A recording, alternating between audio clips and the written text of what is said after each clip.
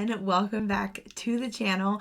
Today we are continuing our series. We're getting very close to the end, but we are continuing that series with two more categories that we are going to be talking about when it comes to tax write-offs. So today we are going to be talking about equipment and contract labor. So if you are curious about what falls under these categories, or if there's any specific things that you need to know about the categories, stay tuned and let's dive in.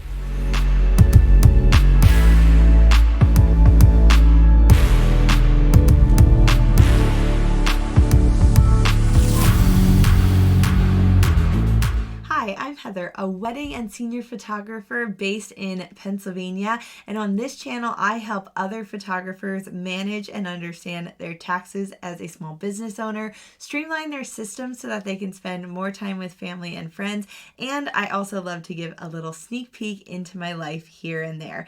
Before we jump into the two categories for today, I do just want to remind you that down in the description, you can find a freebie to a PDF that walks you through these most common expense categories when it comes to taxes. Now, I know we're going over it in this series, but I would love you to grab it so that you can follow along with me as we talk through them. Add notes where you might want to remember something, and then also be able to easily refer back to these when you are working on categorizing your own expenses in your business throughout the year. So make sure to go grab that down below. Also, if you're new here and you haven't seen the rest of the videos in this series, make sure you head to the channel and watch the ones that we have done previously, and then also subscribe so that you know when the next one is coming out. We're getting very close to ending the series, so I want to make sure that you have watched all of the different videos that have to do about these expense categories. Now, let's jump into the two we're talking about today. The first one is equipment. Now, this is very closely tied with business supplies. So today we're going to talk about equipment. On another video, we're going to talk about supplies, just so that it doesn't get confusing. Equipment, for you to easily kind of register what falls under this category just on a surface level, if there is an expense for something that you use physically, such as your lenses or your camera, if the amount of that expense is somewhere in the ballpark of over $200, or it's something that you're going to use more than just 1 year, so it has a longer lifespan than just 1 year, there's a good chance that it could fall under this equipment category. Now, this is a section you're going to want to talk with your accountant about closely, just to make sure that you're categorizing these specific expenses into the right category so that it can benefit you the most when it comes to tax time.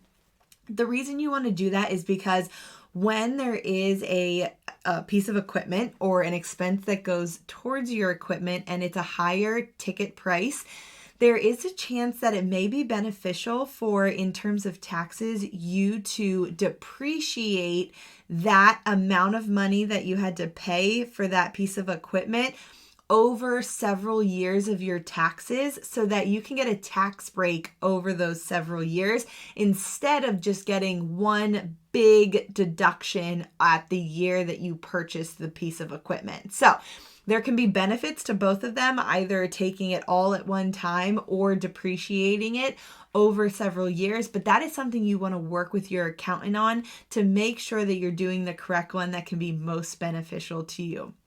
So any of those big ticket items, oftentimes for photographers, that's something like your cameras or lenses, or if you have a big piece of equipment like you offer a photo booth for your clients, any of those types of purchases are things that could go under the equipment category. So file them under that category, but then at the end of the year, make sure you're talking with your accountant on what is the best way for that to be used for the most beneficial tax break in your business.